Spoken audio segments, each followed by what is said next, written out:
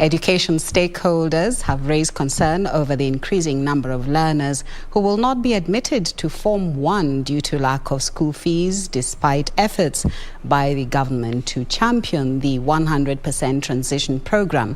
Almost 2 weeks since Form 1 students reported to school, Andrew Okero visited a few learners who are yet to report to school despite their exemplary performance in the 2021 KCPE examination, and filed the following report.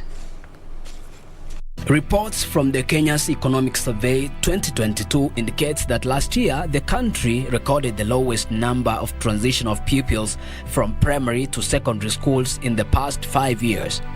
The report shows that in 2021, 75.8% of learners moved to secondary schools, with the completion rate standing at 5.5%, compared to a completion rate of 94.6% and a transition rate of 91% recorded in 2020. A worrying trend coming in the wake of the government's implementation of the 100% transition program. We still have a sizable number of students, larger than usual, not reporting. They might say time is not complete, but I think we are completing on Monday. We meet Esther Kageha at their home at Molem Estate in Nairobi. Esther is the last born of a single mother who is paralyzed and cannot be able to fend for her family. Jana vile nilitoka nikirudi ananiuliza, "Mama, naenda lini shule?" Na akiongea hivyo hizo ulcers zinainuka tu. Nilikuwa na 367, nikaitwa Lorito Kiambu Girls. Nilienda huko on Friday, lakini tulirudishwa juu hatukuwa na school fees na pesa za uniform. Alafu tukarudishwa na mattress na ndoo. Esther can only watch a dream of joining Loreto Girls in Kiambu and becoming a neurosurgeon slip away. After kuwa mgonjwa last year, life imekuwa too hard. Hata kupata chakula ni shida. Akitoka usi dawa zinahitajika na kuna.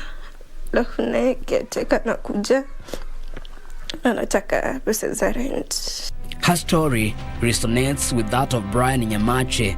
He sat his KCPE exams at Glory Learning Center in Tasia Estate in Nairobi and was 2 marks shy of scoring 400.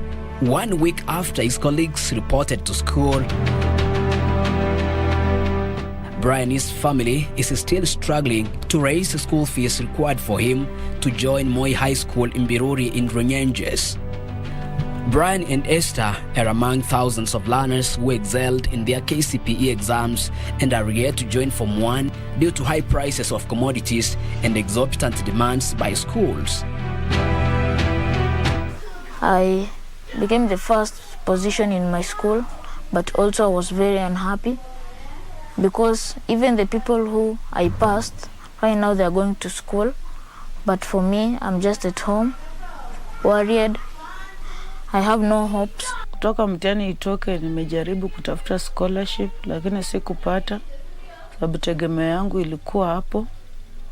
Amesoma through well-wisher.